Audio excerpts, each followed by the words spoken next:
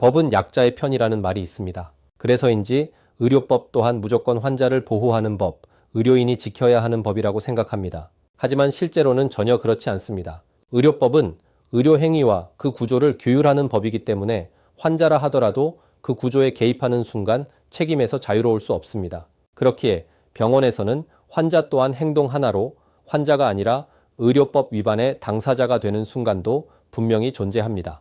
오늘은 환자, 의료인이 아니라 하더라도 어떤 경우에 의료법 위반의 책임이 문제될 수 있는지 실제 사례를 중심으로 짚어보겠습니다. 대표적인 사례가 이른바 사무장 병원 구조입니다.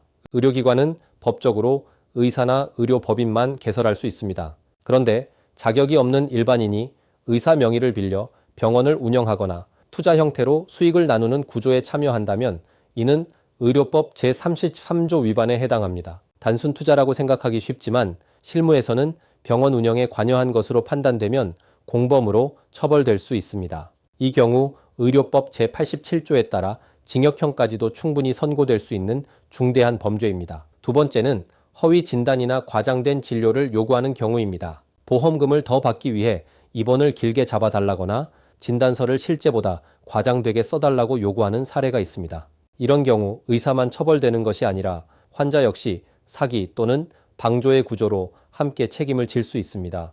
요청 자체가 범죄 구조에 들어가는 행위이기에 부탁했을 뿐이다 라는 변명은 통하지 않습니다. 세 번째는 무면허 의료 행위에 대한 묵인 또는 적극적 요청입니다. 일부 환자들이 비용을 낮추기 위해 의사가 아닌 직원에게 시술을 요구하거나 이를 알면서도 그대로 받는 경우가 있습니다.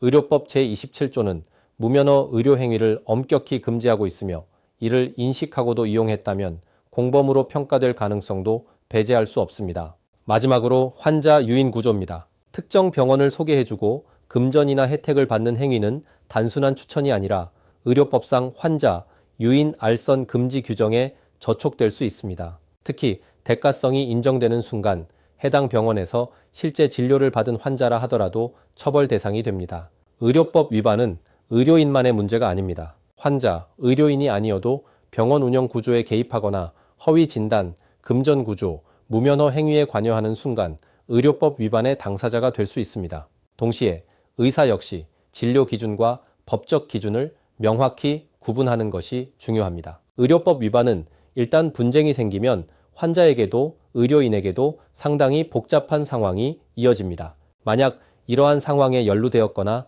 판단이 어려운 경우라면 신속히 의료 전문 변호사의 조력을 통해 방향을 정리하는 것이 불필요한 리스크를 줄이는 빠른 방법입니다. 감사합니다.